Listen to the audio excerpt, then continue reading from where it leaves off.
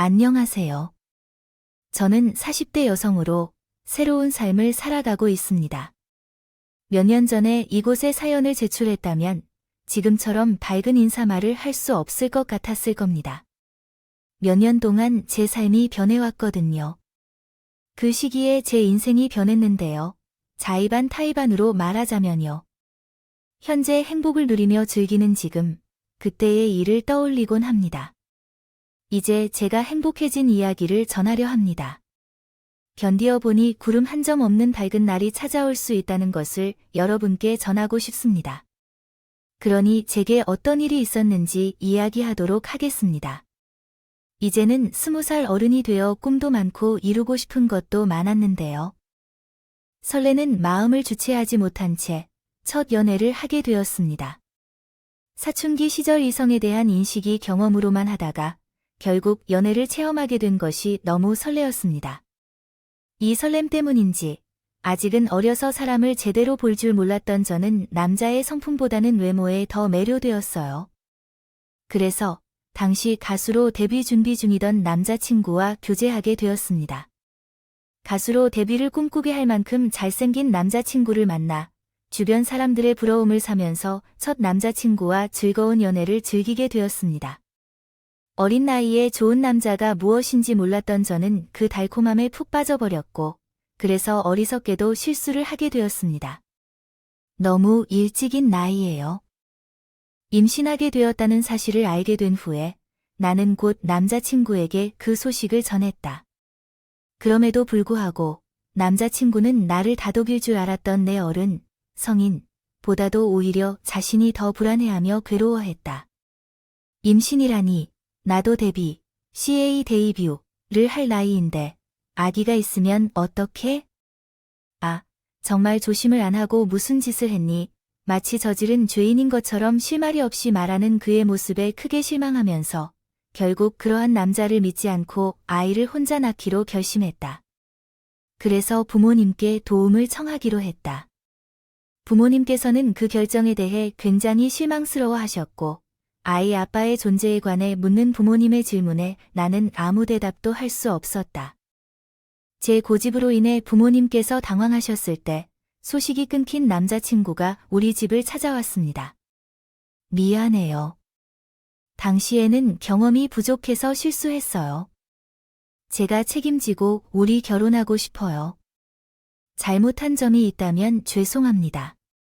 그러면서도 책임질 의지를 보여주는 남자친구가 부모님께서도 무릎 꿇고 용서를 구해주셨습니다.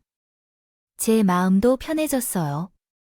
부모님은 화를 내시기도 했지만 책임감을 보여주는 남자친구를 인정해 주시는 것 같았어요. 그래서 빨리 결혼을 하게 되었고 행복한 신혼여행을 다녀올 수 있었습니다. 얼마 지나지 않아 신혼집으로 지인들을 초대하게 되었어요. 사람들을 좋아하는 제 남자친구 덕분에 친구들이 많이 찾아왔는데 끝내 제가 바쁜 배를 잡고 술상을 차렸기 때문에 제 정신이 없었어요. 그런데 그 중에서도 가장 철없었던 한 사람이 우리 결혼에 대해 진심 얘기를 했습니다. 태연아, 너 왜 갑자기 마음 바꿨어? 재수야, 그 놈 가수 하겠다고 하는 거야? 재수네 집 좀 사는 줄 아는데 장모님께 음반 내달라고 하겠다고 했나봐. 결국 어린 나이에 결혼도 하고 음반도 내고 팔자 피는 것 같아 부러워. 다른 사람들을 통해 남편의 진정한 마음을 듣다니 정말 신기해. 저는 충격을 받았습니다. 그래도 책임감이 있다고 믿고 결혼을 선택했는데 저의 남편이 자기의 꿈을 이루기 위해 부모님을 이용했다는 것을 믿을 수가 없어요. 충격을 받은 저는 남편에게 진심을 물었습니다. 그게 사실이냐고요? 나와 아이 때문에 결혼할 것이었냐고요? 아니요. 우리 집안의 돈 때문에 결혼하려 했던 거예요.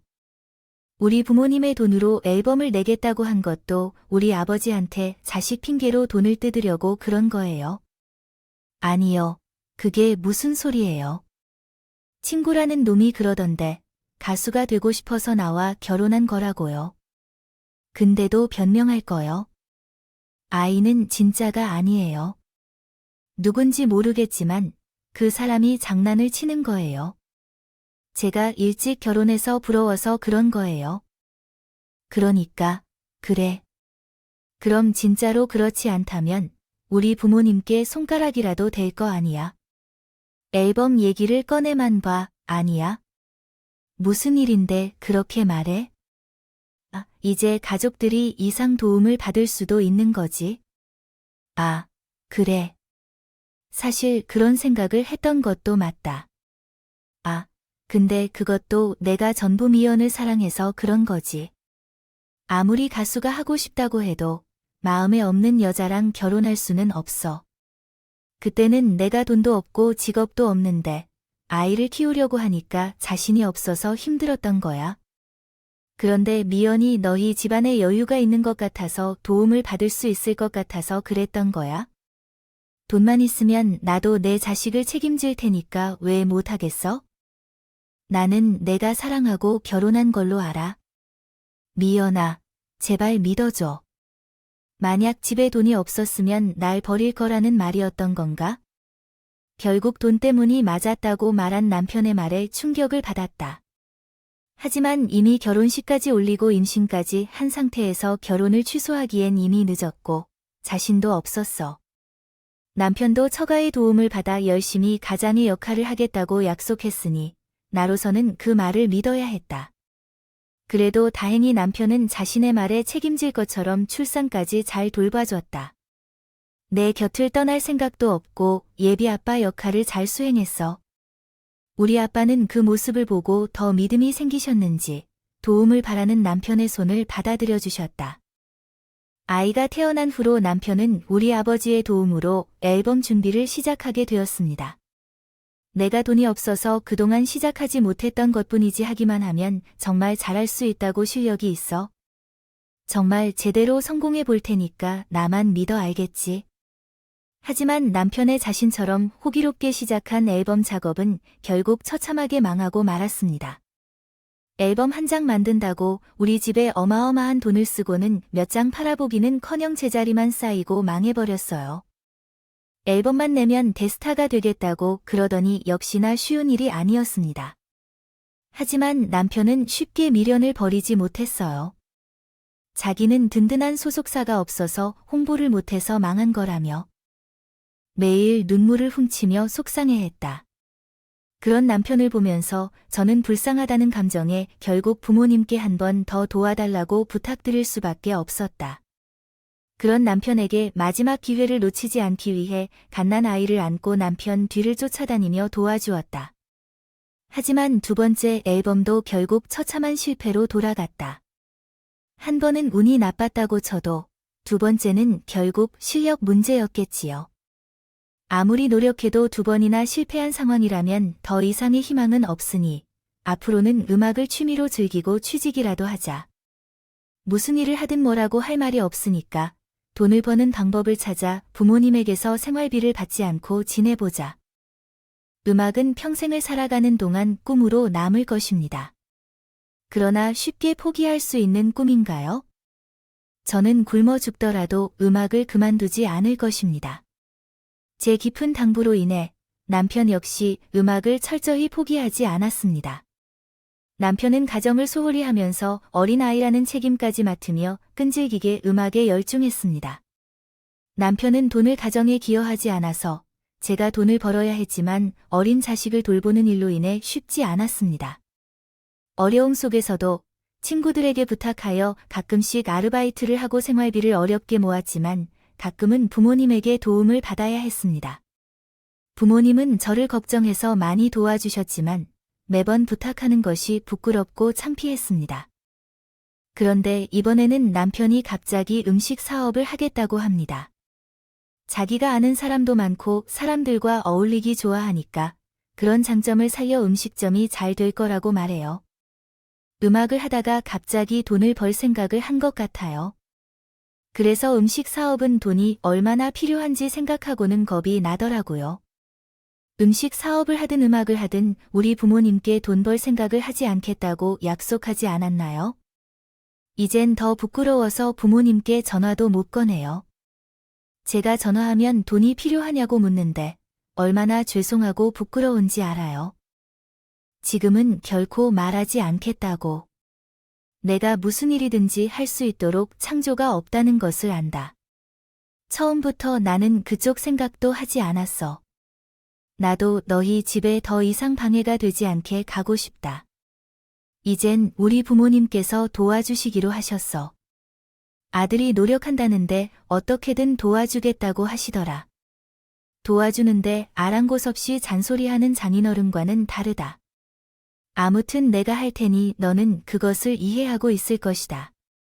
자기 손으로 돈 한 푼도 벌어보지 않은 사람이 두려움 없이 사업을 한다니 걱정이 되었지만 자기 부모님의 도움으로 하겠다고 하니 막을 수 없었어요. 그래도 이젠 돈을 벌 생각도 하고 가장 역할을 잘 할 생각을 하려나 하고 기대했던 참이다. 이번에는 가게 핑계로 집에도 잘 들어오지 않는데요. 거기다가 초반에는 잘 되는 것 같은 가게도 오픈발이었는지 점점 손님 없이 파리만 날리기 시작했죠.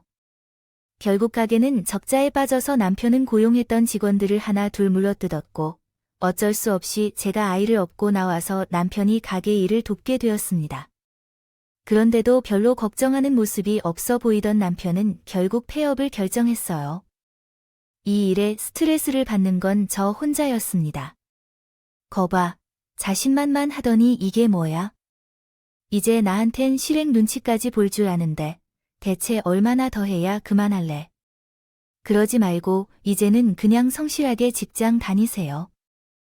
매일 출근하여 시키는 일을 하고 월급을 받는 것인데 어려운 것도 없잖아.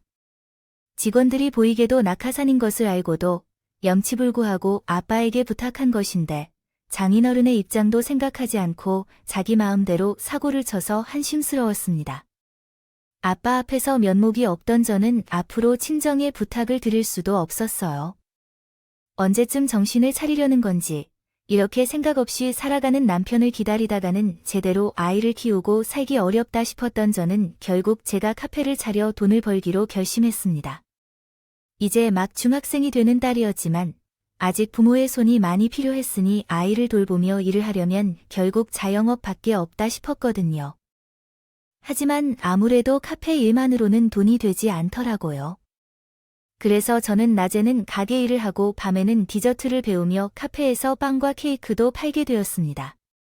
그래도 제 입맛은 까다로운 편이라 제 입에 맛있을 때까지 버리고 다시 만들고 하다 보니 어느새 저희 가게는 케이크 맛집으로 소문이 나기 시작했죠.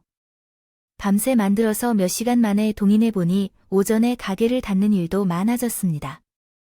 사람들은 저희 가게 케이크를 사기 위해 줄을 서기 시작했고 그 모습을 본 남편은 그제서야 가게 일에 관심을 가지기 시작했어요. 그동안 와서 셔터맨이라도 좀 하라고 할 때는 귀찮다고 싫다 그러더니 돈이 좀 들 거라 생각해서 은밀하게 가게에서 일을 도와주겠다고 했어요. 비록 처음에 일하겠다고 하니 내 마음이 기특했었죠.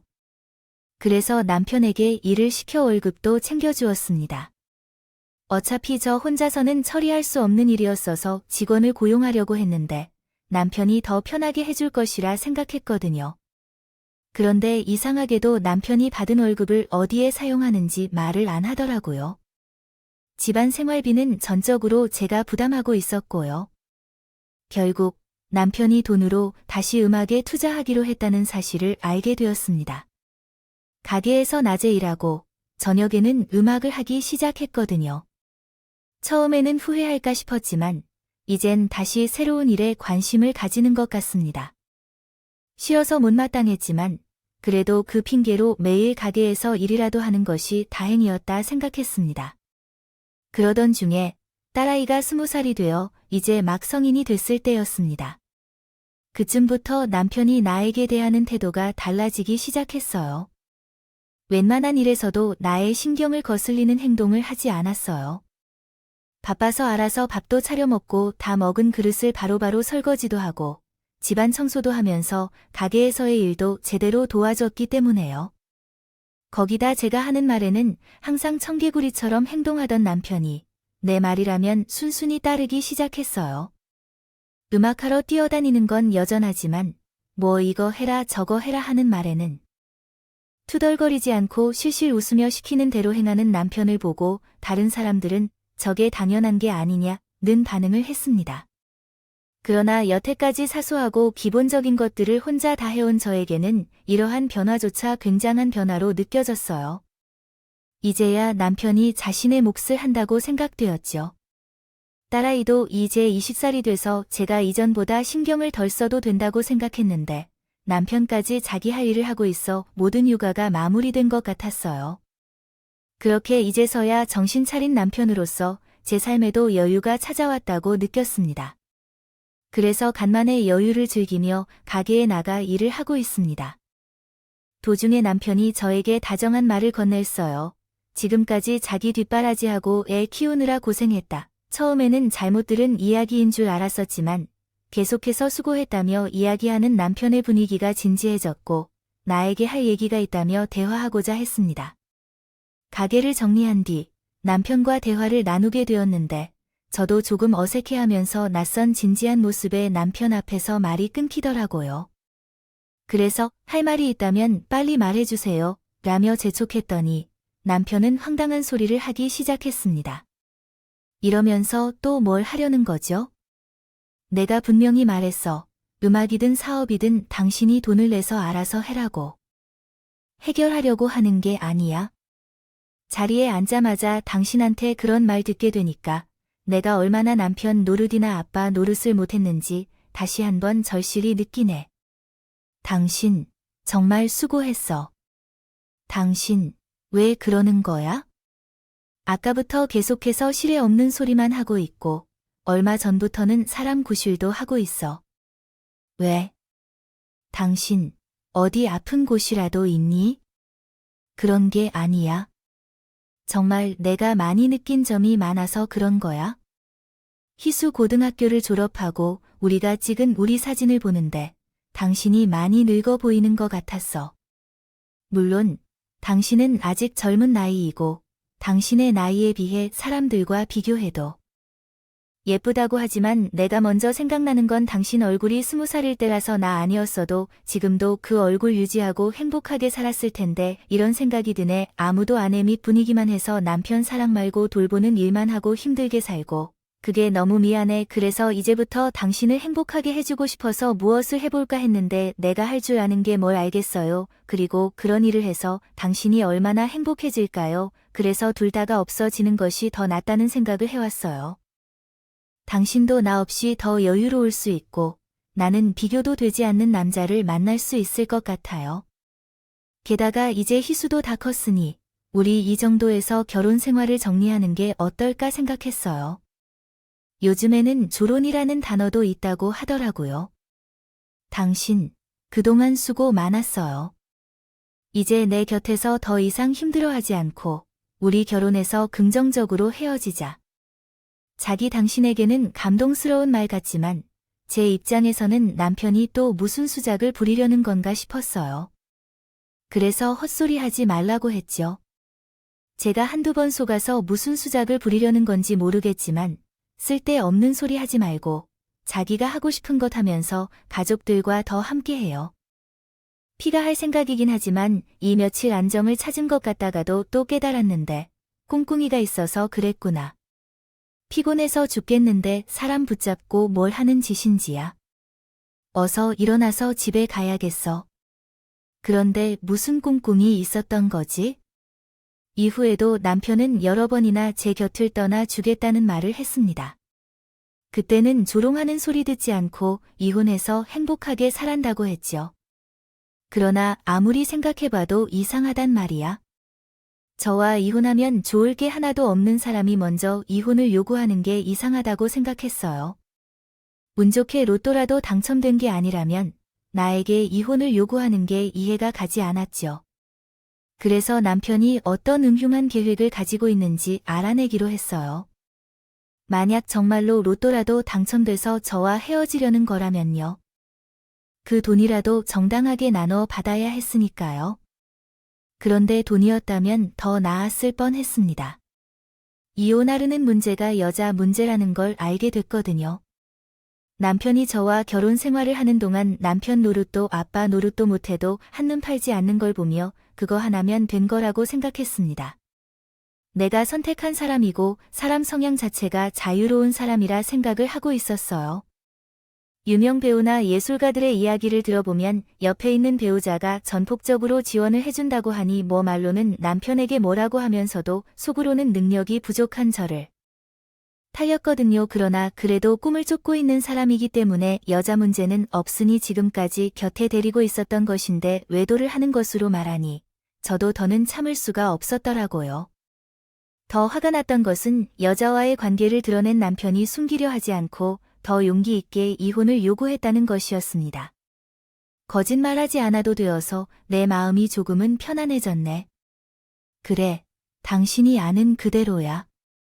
나는 여자가 생겼고 그 사람과 남은 평생 살고 싶어. 나한테 너무 뭐라고 하지 마. 나도 당신이 구박한 적이 없고 내가 하는 음악에만 오로지 전념할 수 있게 해줬더라면 다른 여자가 다가와도 흔들리지 않았을 텐데요.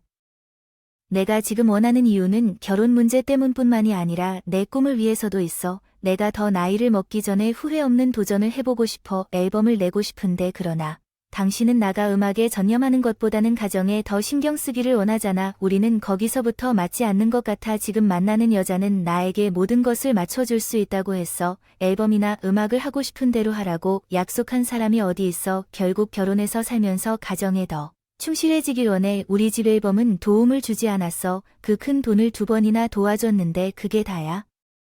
당신은 삶을 즐기면서 하고 싶은 일을 하고 있었죠. 당신은 우리 히스키를 키우는데 도움을 주었고 밥 먹는데 도와주기도 했습니다. 돈을 빌려준 적도 있었죠. 당신은 하고 싶은 일을 다 하면서 살았습니다.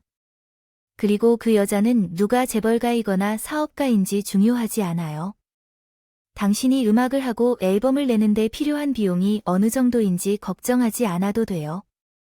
그건 당신이 신경 쓸 문제가 아니에요. 그 사람은 충분히 능력이 있고 당신의 친정이 잘 산다고 자신이 있으니까요. 그 여자는 부자로 초갑부집 딸이며 외동이기까지 해요. 음악에 대한 지식이 풍부한 집안에서 자랐어요. 당신을 내 친정의 정도로 단순히 따라하겠다고 생각하지 않아요. 그래서 그냥 이혼 서류에 도장을 찍어 이혼을 요청했어요. 이런 식의 남자인 줄 알았다면 제 생각엔 이혼을 수십 번 이상 했을 겁니다. 남편을 이해하려고 노력했지만 혼자 꾸려나가기 어려운 마음으로 수십 번이나 이혼을 고민했기 때문입니다. 그럴 때마다 내가 부족하다는 생각을 하며 참고 있었어요. 하지만 남편은 이혼을 제안하면서 배은망덕한 소리를 짓거리고 있었어요. 이제 이혼 서류에 도장을 찍는 결정을 내리는 것은 어렵지 않았어요. 아들과 딸을 키우다 보니 이젠 제 인생을 혼자 살아가는 게 더 좋을 것 같아요. 하지만 이혼 후에 남편이 좋은 모습을 보여줄까요? 도저히 못 보겠다고 하니 남편이 요구하는 이혼을 거부했습니다. 이혼을 안 해주면 누구죠? 오라고 이혼을 해줘. 내가 지금까지 배짱도 같은 당신을 먹여 살리느라 고생한 값이 얼마나 되는데. 내가 다 봐도 재밌는 그 여자 혼자 다 보게 할까봐? 그 여자가 얼마나 당신을 사랑하는지 보자. 내가 당신을 쥐고 놓아주지 않을 것이야. 그래도 언제까지 당신을 기다릴 수 있는지 보자. 나랑 이혼하고 싶으면 소송 걸어. 그렇게 해도 이혼이 될지 모르겠지만 이혼을 해주지 않겠다는 내 말에 남편은 발등에 불이 떨어진 듯 했습니다. 정말 하루도 빼놓지 않고 자신과 이혼을 해달라며 말을 계속했습니다. 걸어왔지만 끄떡거리지 않았습니다. 자신이 행복하다고 말하는 남편의 말 때문에 비참했지만 이혼 후에 행복해하던 남편과 상간녀를 상상하면 더할 나위 없이 안타깝던데요. 그렇게 쉽게 이혼이 이루어지지 않자 남편은 저에게 다른 조건을 제시하여 이혼을 요청했습니다. 그럼 이렇게 해볼게. 내가 3억을 너에게 주고 이혼하자. 그럼 어떠니? 라며 말했고 전액 내가 가진 돈이며 사실상 내 생활과 미래를 위해 모아둔 돈이라고 말했습니다. 돈 때문에 살아만 있지. 깨어도 더 나아질 게 없어. 나도 용기 내서 말하는 거야. 그러니까 부탁해. 이혼 서류 좀 작성해줘. 이렇게 시간을 허비하며 뭘 얻어?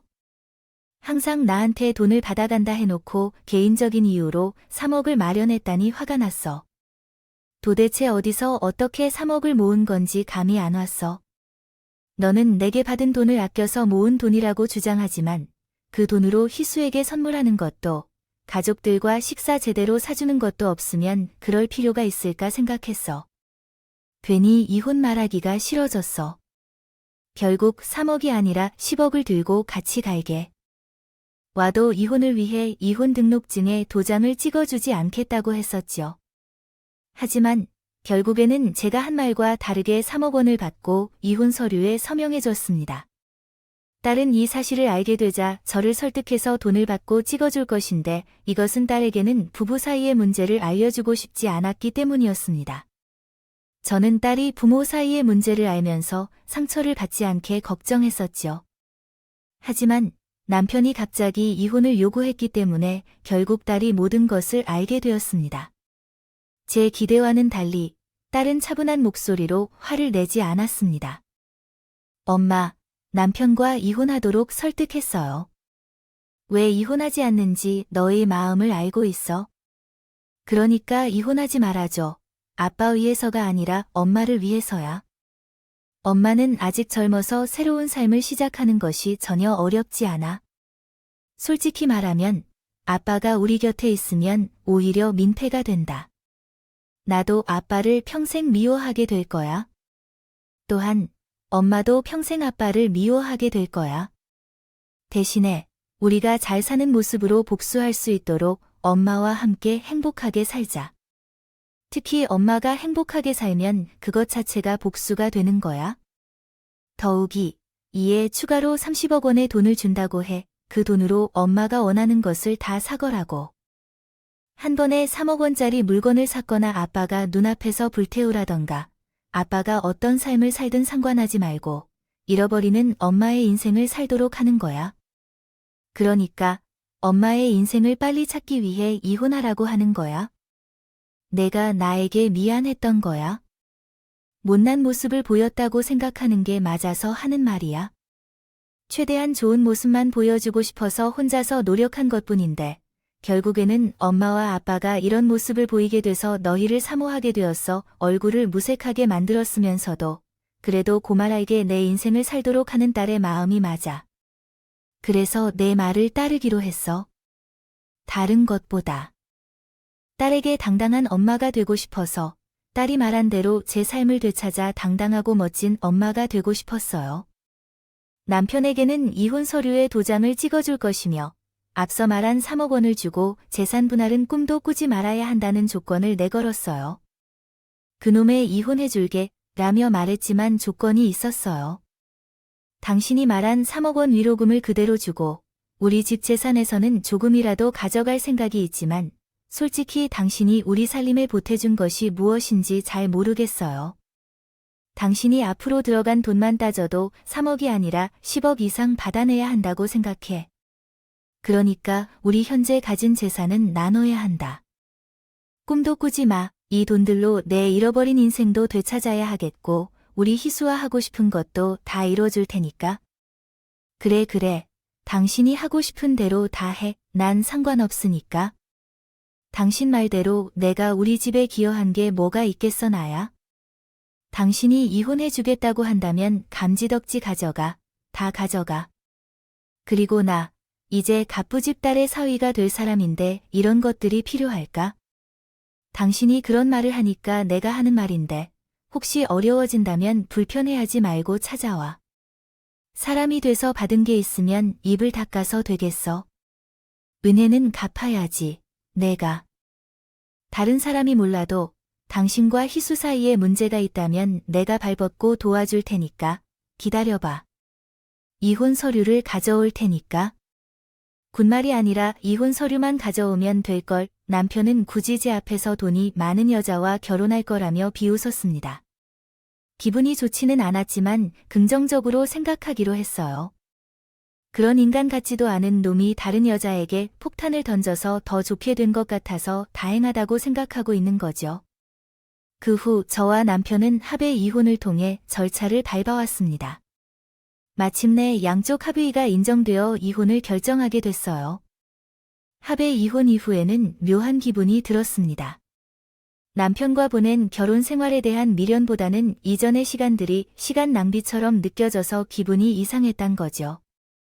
저는 후회와 함께 결혼 생활 동안 열심히 살아준 내 자신에게 고맙기도 하며 완전히 끝났다고 생각하니 마음이 시원하기도 했습니다. 이 기분이 쉽게 사그라들지 않아 정신을 차리려 화장실로 가서 세수를 하고 나왔을 때였어요. 법원 앞 횡단보도 앞에는 남편으로 보이는 사람과 다정하게 얘기하는 여자를 보았습니다. 이제 서로 마주치지 않고 각자의 길을 가면 되지만 내 남편이었던 사람과 다정한 여자의 얼굴을 보고 싶었습니다. 누구일까 자신의 무덤을 파고 있는 건가 싶었죠. 그래서 두 사람이 못 보게 향한 방향으로 다가가 상대방의 얼굴을 확인하게 되었어요. 그러나 여자의 얼굴이 너무 익숙했습니다. 마치 몇 년간 보아온 얼굴처럼요. 느껴졌어요. 기억이 날 듯 말 듯한 순간 상간녀가 이혼한다며 마음고생한 남편을 달래준다며 얼굴을 찡그리는데 팍하고 한 사람이 떠오르는 거예요. 그 표정은 예전에도 제 두 눈으로 본 적이 있었어요. 가까운 사이는 아니었지만 저와 매일 몇 차례 마주치던 여자였어요. 저와 한 지붕 밑에서 함께 살았던 그 여자는 우리 집에서 일을 도와주던 아주머니의 딸이었거든요. 부모님 두 분께서 각자의 업무에 바쁘시면서 집안 업무와 나를 보살펴줄 분들이 필요했었어요. 그래서 어릴 적부터 우리 집에는 도우미들이 계셨어요. 출퇴근하는 분들도 있었고 상황이 어렵다면 저희 집 반지하에 거주하는 집에서 살면서 집안일을 도와주셨지요. 상간녀는 중학교 2학년 때쯤 저희 집 집안일을 보살펴주려고 들어온 아주머니의 딸이었습니다. 제가 나이가 비슷해 보였지만 학교는 다르고 저도 아직 사춘기였습니다. 그 여자아이와 친해지지는 못했어요. 때때로 아주머니 일을 도와준다며 우리 집으로 올라와 마주쳤지만 그 여자아이는 스스로도 집안일을 도와야 한다며 항상 찡그린 얼굴을 하고 있어서 말을 걸기도 어려웠죠. 제가 고등학교에 입학하는데 얼마 지나지 않아 갑자기 아주머니께서 집안일을 그만두시고 두 사람 모두 우리 집에서 독립하게 되었습니다. 일을 그만두시더라도 다음 사람에게 업무를 이관하거나 받아들이던지요. 다음은 수정된 텍스트입니다. 시간을 가지고 다른 가족들에게 작별 인사를 하는 분들이 대부분이었기 때문에 어느 한순간 우리 집에서 없어진 두 사람을 보고 의아해 했었어요. 그런데 시간이 지나 20여 년이 넘어 그 여자 아이를 마주치게 되었어요. 그것도 제 남편의 상간녀로 말이죠. 남편의 상간녀가 누가 됐든 간에 상관은 없었어요. 저도 만족하는 이혼이었으니까요. 그런데 아무리 생각해도 저희 반지하에서 생활하던 여자가 그냥 있는 집 자식도 아니고 초갑부집 딸이라고 하는데 말이 안 된다고 생각했어요. 그래서 그 여자에게 우리 집에 있던 일에 대해 알아보려고 했어요. 먼저 엄마에게 말하러 갔다. 그 두 사람이 우리 집을 떠난 후 들은 소식이 없냐고 물었다. 엄마는 중학교 때 우리 집에서 일해주시던 아주머니를 기억할 거야. 그 아주머니는 나랑 비슷한 나이의 딸을 데리고 있었어. 그런데 그 아주머니가 우리 집을 떠난 뒤 소식이 없다고? 내가 그런 걸 어떻게 알아? 실은 좋게 떠났다기보다는 어떤 이유 때문에 떠났다는 거야. 그래서 연락 올 일도 없었지. 그래, 그 아주머니의 딸 문제였어. 아주머니는 사람도 좋고 일도 잘하셨어. 그런데 그 딸이 손버릇이 안 좋았대. 당시에 학교 다니고 있었기 때문에 몰랐겠지만 집에 물건이 수시로 없어져서 난리가 났어요. 그러나 없어진 물건이 모두 그 아주머니의 딸에서 나온 것이었어요. 하나님은 아주머니에게 사주지 않은 물건이 나오거나 어디서 도둑질해서 판 돈으로 산 게 다 나왔다고 하지 않을까요? 정말 여러 번을 용서해줬지만 아주머니 사정이 너무 딱하고 또한 같은 딸을 키우는 입장이다 보니 좋게 타이르고 참았어요. 그런데 몇 번을 말해도 화해가 정신을 차리지 않아서 마지막으로는 아빠의 금고에서 수표 여러 장과 내 보석이 사라졌어요. 솔직히 그때는 그 아주머니 딸을 위해서 두 눈을 팍팍 뜨고 봤거든요. 의심하지 않았어. 없어진 액수가 금액이 아니니까. 그래서 경찰에 신고했었지. 그런데 우리 이야기를 듣던 형사분이 바로 반지하로 내려가시더라고. 그리고 우리 물건들 가지고 오시는 거 있지. 또 걔가 훔친 거야. 그때부터 아주머니가 딸 대신에 잘못했다고 죄송하다고 난리를 쳤었지. 학교에 있던 켄의 딸도 집으로 불러들이고 경찰 신고까지 했으니까. 문제도 제법 커지고 우리도 참을 수 없었는데. 정말 사정사정을 하시더라고. 그래서 그냥 일 그만두시라고 했어. 반지하에서는 집을 구할 때까지만 있으라고 했다가 아주머니가 곧 나가겠다고 말하셨어요. 우리 입장에서는 마주하더라도 굴욕스러울 뿐이니까 그렇게 하라고 했거든요. 근데 갑자기 그 얘기가 왜 나오는 거야? 아니, 그냥 예전 생각하다가 갑자기 생각이 나서 엄마의 얘기를 듣게 됐어요. 그래서 여자의 실체에 대해 의심이 더 커졌죠. 물론 저희 집을 나와 지난 20여 년 동안 부자가 될 가능성도 있었지만 엄마께서 전혀 몰랐던 얘기를 듣고 나니 그럴 확률이 얼마나 될까 싶더라고요. 그래서 본격적으로 아주머니와 그 여자의 동거를 쫓아가기 시작했어요. 남편 옆에 그 여자가 붙어 있으니 여자를 알고 있는 사람을 찾아내는 것은 그리 어려운 일이 아니었어요.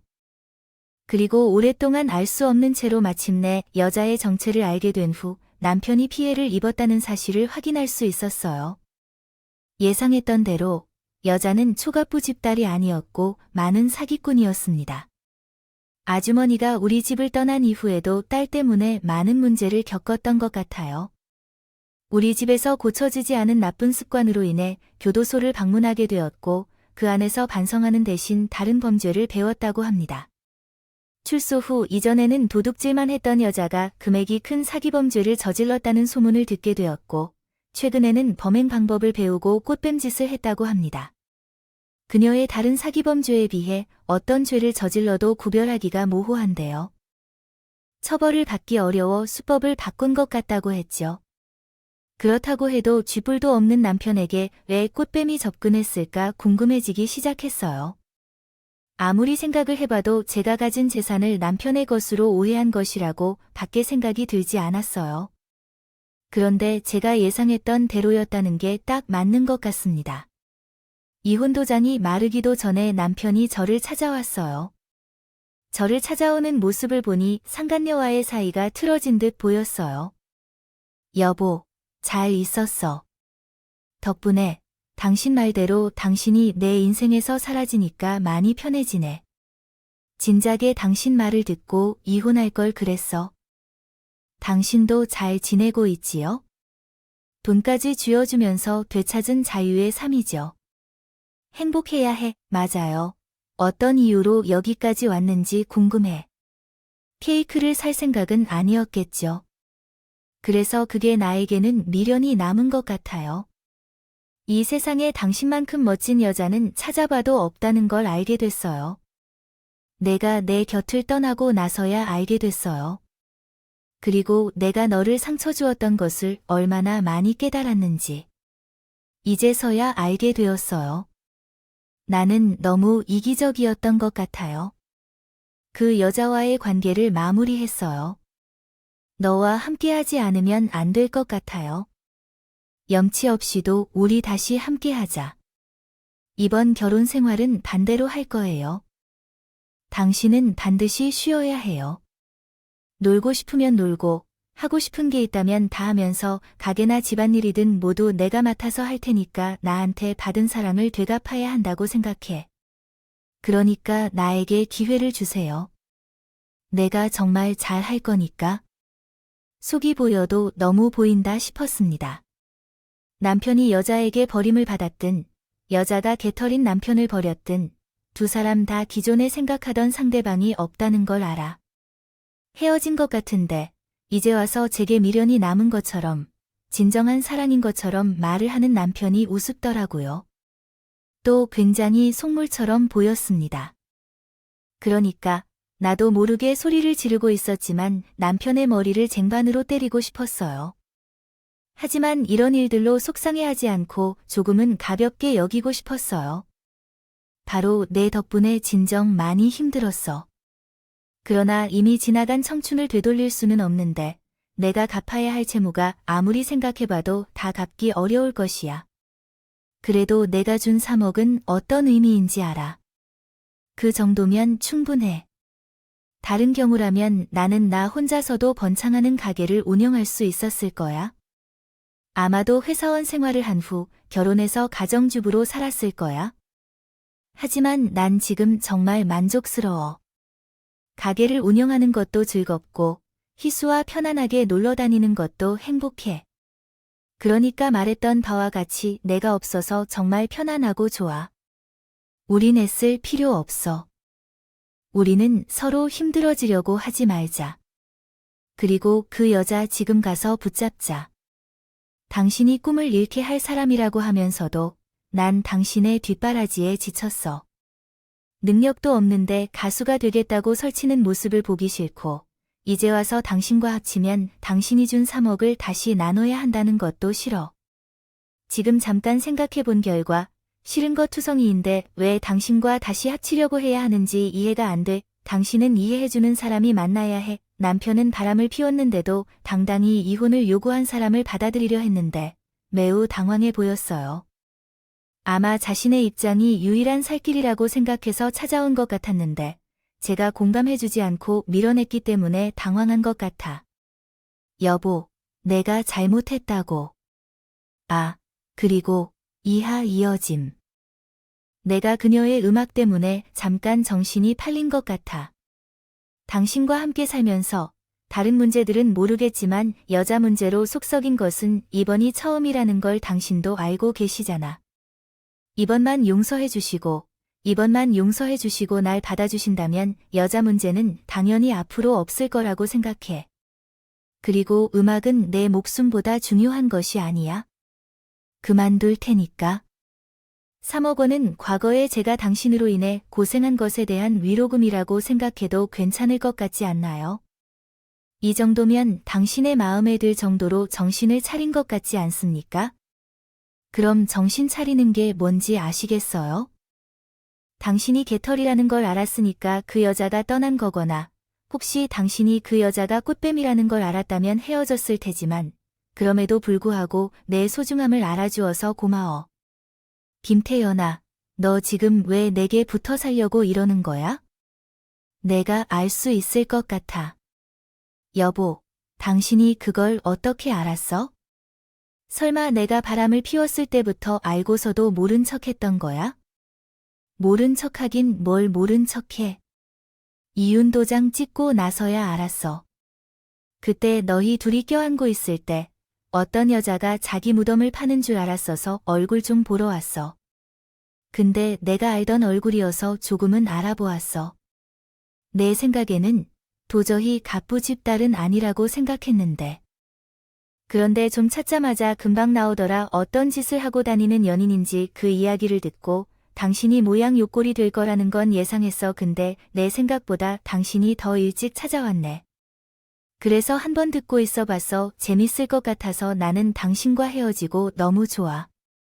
이제서야 내 인생을 제대로 살고 있는 것 같고 당신이 이혼해달라고 난리를 쳐줬기 때문에 일찍 할 수 있어. 너무 고마워. 난 남은 인생을 더 재밌게 살 거야. 그러니까 재결합체혼이라는 말도 안 되는 소리 버리고 다시는 내 앞에 나타나지 마. 알겠어. 제가 하는 말을 듣고도 남편은 자존심도 없는지 뻔뻔하게 매달리려고 했어요. 결국에는 옆에 있던 빗자루를 잡아 남편을 두들겨 패며 가게에서 쫓아내야 했어요. 그러나 남편은 저뿐만 아니라 다른 곳에 비집고 이번에도 주위를 맴돌며 사정을 빌며 다시 받아달라고 애원했어요. 그래서 딸이 그 모습을 보고 일이 커지게 됐죠. 먼저 제 전남편을 본 딸이 욕을 하고 혼을 내며 내쫓았는데 그럼에도 불구하고 계속 가게와 집을 찾아왔습니다. 결과적으로 딸이 경찰에게 남편을 스토커로 신고했고 그 일로 전남편은 경찰서를 왔다 갔다 했다고 들었어요.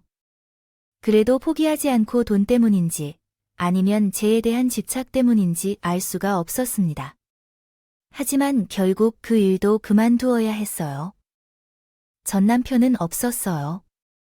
한때 혼자 북치고 장구치며 별쇼를 펼치던 사이 저는 남자친구가 생겼거든요. 그는 운동선수 출신이고 지금까지 꾸준히 운동을 하고 있어요.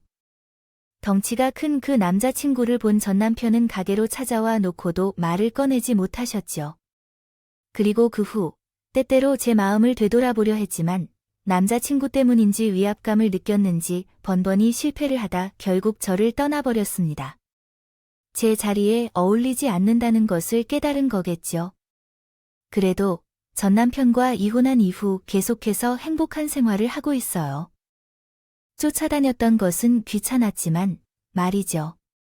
또 만약에 이 행복을 더 빨리 느꼈다면 좋았을 텐데 남편과 헤어진 후에는 다행하다는 생각을 종종 합니다. 제 성격이 힘들다고 말해봤더라면 남편과 일찍이 헤어졌다면 미련이 남았을지도 몰라요. 하지만 지금처럼 제가 할 수 있는 최선을 다하고 그에 대한 보상이 배신이었다는 것을 알았기 때문에 지난 과거가 어떠하든 미련이 하나도 없이 속 시원하게 털어낼 수 있었을 것 같네요. 앞으로도 지금처럼 제 딸 희수와 함께 친구처럼 많은 활동을 공유하고 또한 남자친구와 함께 행복하게 지내며 편안한 노후를 보내고 싶네요. 그렇게 많이 고생했는데 그 정도의 행복은 마땅히 누릴 수 있을 것 같죠. 그럼 제게 용기와 격려가 되는 댓글을 남겨주시길 바라며 저는 이만 물러나겠습니다.